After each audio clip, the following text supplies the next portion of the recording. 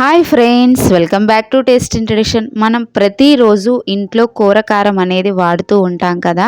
కూరకి ఆ కారం కనుక లేకపోతే కూరకి రుచే ఉండదు. మరి అటువంటి కారాన్ని ఈరోజు నేను మీకు చూపించబోతున్నాను. అయితే కారం రెడీ చేసుకునేటప్పుడు కారం రంగు, రుచి, ఘాటు రావాలంటే ఏ రకం కాయలు వాడాలి అన్నది నేను ఈ వీడియోలో డీటెయిల్డ్గా ఎక్స్ప్లెయిన్ చేస్తాను. అలాగే ఎన్ని రకాల కాయలు మనకి అందుబాటులో ఉన్నాయో కూడా చూపిస్తాను. వీడియో అనేది స్టార్ట్ చేసేద్దామా? ముందుగా ఇక్కడ మీకు నేను 5 రకాల కాయలని చూపిస్తున్నాను. ముందుగా ఈ రకం వచ్చేసి గుంటూరు మిర్చి, ఈ రకం వచ్చేసి వరంగల్ మిర్చి, ఆ తర్వాత రకం చూపిస్తాను చూడండి. ఆ తర్వాత రకం వచ్చేసి కాశ్మీరీ మిర్చి అంటారు, కర్ణాటక మిర్చి అని కూడా అంటారు. వీటికి ఘాటు ఉండదు కానీ రంగు ఎక్కువగా ఉంటుంది. ఈ తర్వాత వచ్చేసి దేశవాళీ మిర్చి, దీనినే కోరాకులను కూడా అంటారు. ఈ కాయల రకాలన్నీ మీకు ఎలా తెలుసండి అని అంటారండి. మాకు షాప్ ఉందండి, కారం షాపు, కాబట్టి అన్ని రకాలు మా దగ్గర అవైలబిలిటీలో ఉంటాయి. ఇప్పుడు మీకు కారం ప్రాసెస్ అనేది చూపిస్తాను. కారానికి మనం తీసుకోవాల్సిన కాయలు వచ్చేసి కోరాకులనే ఎక్కువగా కారానికి వాడుతూ ఉంటారండి. ఎందుకంటే రంగు బాగుంటుంది, దీని యొక్క దిగుబడి కూడా బాగుంటుంది, అంటే కారం ఎక్కువగా వస్తుంది, ఘాటు కూడా ఉంటుంది. వీటిని ఆనందపురం కాయలని కూడా అంటారండి.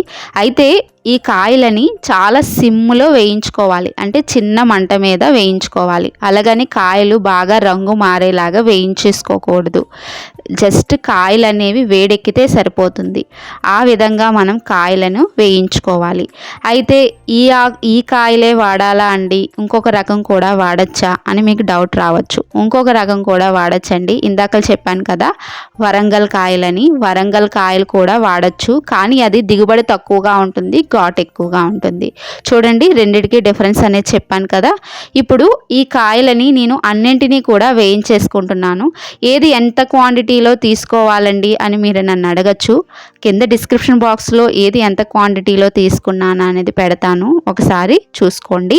ఈ విధంగా మొత్తం కాయలన్నిటినీ కూడా చిన్న మంట మీద అస్సలు వేగలేనట్లాగా ఫ్రై చేసుకోవాలి. అంటే కాయ వేడెక్కాలి అంతే, రంగు మాత్రం మారకూడదు. రంగు కనుక మారిందనుకోండి మనకి కారం యొక్క రంగే మారిపోతుంది. ఇప్పుడు కూర కారం ప్రిపేర్ చేసామంటే దానికి తగ్గ సామాన్లు కూడా తీసుకోవాలి. ఇప్పుడు కేజీ కాయలు అనుకోండి, కేజీకి తగ్గ సామాన్లు తీసుకోవాలి. అయితే ఈ తీసుకున్న సామాన్లు ఎక్కువ తక్కువ అయినా కారానికి రుచి ఉండదు, ఘాటు ఉండదు. మీరు ఎటువంటి కూర వండినా సరే రుచి అనేది అనిపించదు. అయితే వీటిని కూడా ఎక్కువగా వేయించకూడదండి, వేడెక్కేలాగా వేయిస్తే సరిపోతుంది. మరి ఎక్కువగా వేయిస్తే మాత్రం కారం రుచి అనేది మారిపోతుంది. ఫస్ట్ ధనియాలు ఫ్రై చేసాము, ఇప్పుడు ఆవాలు ఫ్రై చేసాము, తర్వాత ఇక్కడ మీకు వాము కూడా చూపిస్తున్నాను.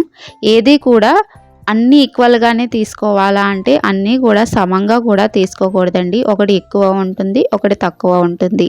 ఇక్కడ చూడండి, మిరియాలు కూడా ఫ్రై చేసి ఒక ప్లేట్లోకి తీసేసుకోవాలి. గుంటూరు కాయల్ని నార్మల్గా పచ్చి కారానికి వాడతారు. అది కాస్త ఘాట్ ఎక్కువగా ఉంటుంది కాబట్టి ఆ కాయల్ని మనం పచ్చి కారం కింద వాడుకుంటే రంగు కూడా దాన్ని బాగుంటుంది. ఇక్కడైతే మసాలా దినుసులు కూడా ఫ్రై చేస్తున్నాను.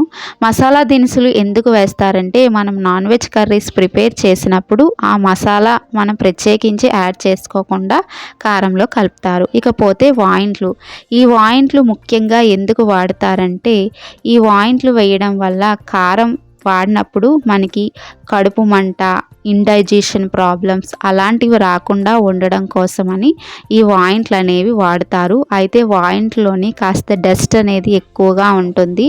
జల్లించి గనక వాడితే ఇసుక, రాళ్ళు అలాంటివి ఉన్నా సరే పోతాయి.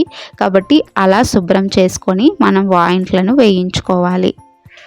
అయితే మనం ఇంట్లో తయారు చేసుకున్న కారానికి బయట కారానికి చాలా తేడా ఉంటుంది. ఒకసారి మీరే ట్రై చేయండి, రెండిటికి డిఫరెన్స్ ఏంటా అన్నది తెలుస్తుంది. ఇక్కడ వాయింట్లు కూడా ఫ్రై చేసుకున్నాం కదా, వీటిని కూడా ఒక పళ్ళెంలోకి తీసేసుకుందాం. ఈ విధంగా వేయించుకున్నవన్నీ ఒక పళ్ళెంలోకి వేసుకొని పక్కన పెడదాము. అన్నీ వేయించేసుకోగా చివరగా శొంఠి, పసుపుని దంచుకుంటున్నాను. అయితే వీటిని వేయించరండి. మామూలుగా ఇలా దంచుకొని కారంలో కలిపేసుకొని ఆడించేసుకోవడమే. అయితే ఇప్పుడు చూపించిన ప్రాసెస్ అంతా చేసుకోవడం కష్టం. మాకు ఈ సామాన్లన్నీ దొరకవు అనుకునే వాళ్ళకి కారం అనేది మేము సేల్ చేస్తాము. ఎవరికైనా కావాలంటే కింద కామెంట్ బాక్స్‌లోని వాట్సాప్ నెంబర్ అనేది పెడతాను. ఒకసారి చెక్ చేయండి. మెసేజ్ గనుక చేస్తే నేను రిప్లై అనేది ఇస్తాను. ఒకసారి గనుక ఈ కారాన్ని వాడారంటే మరలా ఇదే కారం కావాలంటారు. అంత బాగుంటుంది. రంగు, దిగుబడి 2 కూడా. ఈ కారం అనేది సంవత్సరం పాటు నిల్వ ఉంటుంది. రంగు మారడం కానీ, పురుగు పట్టడం కానీ, పాడవడం కానీ అలాంటిది ఏమీ కూడా ఉండదు. ఇక్కడ చూడండి పసుపును కూడా దంచేసుకున్నాం కదా. అయితే ఈ దంచుకొని వేయించుకున్న సామాన్లన్నింటినీ కూడా ఎండలో ఎండబెట్టాలి. అంటే ఉదయం ఎండబెడితే సాయంత్రం వరకు ఎండాక సాయంత్రం మిల్లుకి అనేది ఇచ్చేసుకోవాలి. అయితే పసుపుని తప్పించి మిగిలిన వాటినన్నింటినీ ఎండబెట్టాలండి. పసుపుని ఎండబెట్టకూడదు. ఎందుకంటే పసుపుని ఎండబెడితే రంగు అనేది మారుతుంది. కాబట్టి పసుపుని అనేది ఎండబెట్టకూడదు. ఇప్పుడు వీటన్నిటిని కూడా కలిపేసుకొని ఎండలో ఎండబెడతాను. ఎండబెట్టాక సాయంత్రం మిల్లుకి అనేది ఇచ్చేస్తాము. ఈ విధంగా ఎండలో పెట్టిన తర్వాత సాయంత్రానికి మనం ఈ కాయల్ని కారం ఆడించేసుకోవాలి. మరుసటి రోజు కనుక ఆడేస్తే కాయలు అనేవి కాస్త మెత్తగా అయిపోయి దిగుబడి అనేది రాదు. కాబట్టి ఎండలో బాగా ఎండిన తర్వాత సాయంత్రం కనుక కారం ఆడించుకుంటే దిగుబడి అనేది బాగుంటుంది. అయితే కారం ఆడించిన తర్వాత ఆ కారాన్ని ఒక పళ్ళెంలోని వేసి అరపూటంతా ఎండబెట్టిన తర్వాత డబ్బాలో స్టోర్ చేసుకుంటే సంవత్సరం పాటు నిల్వ ఉంటుంది.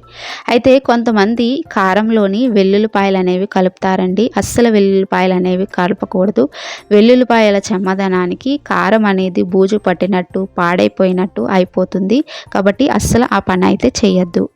వాసన బాగుంటుందని చాలామంది వెల్లుల్లిపాయలు అనేవి కలిపేస్తారు. అలా కలిపేయడం వల్ల కారం రంగు మారిపోతుంది, తొందరగా పాడైపోతుంది. కాబట్టి ఎప్పుడు వెల్లుల్లిపాయలు అనేవి కలపకండి. అంతేనండి కారం ప్రాసెస్. నాకైతే ఆర్డర్స్ అనేవి వస్తున్నాయి కదా అని కారం అనేది ఎలాగా రెడీ చేశాను కదా మీకు చూపిద్దామని చూపిస్తున్నాను. ఇదే ప్రాసెస్ అండి కారానికి. అయితే కారం రెడీ చేసుకున్నప్పుడు మనం ఎంత కాయలు తీసుకుంటున్నామో దానికి తగ్గ క్వాంటిటీలో మిగిలిన సామాన్లు కూడా తీసుకోవాలి. అవి ఏ మాత్రం తక్కువ ఎక్కువ అయినా కారం రంగు, రుచి 2 కూడా మారిపోతుంది. ఆ విషయం అయితే గుర్తుపెట్టుకోండి. ఈ ప్రాసెస్ అంతా చేసుకోవడం కష్టం, మాకేది కూడా అందుబాటులో లేదు అని అనుకునే వాళ్ళకైతే కింద డిస్క్రిప్షన్ బాక్స్లో వాట్సాప్ నెంబర్ అనేది పెడతాను. మెసేజ్ కనుక చేశారంటే నేను రిప్లై అనేది ఇస్తాను. 250 గ్రాముల నుంచి కారం అయితే స్టార్ట్ అవుతుంది. ఇంకా పోతే క్యాష్ ఆన్ డెలివరీ అయితే ఉండదు. Thanks for watching.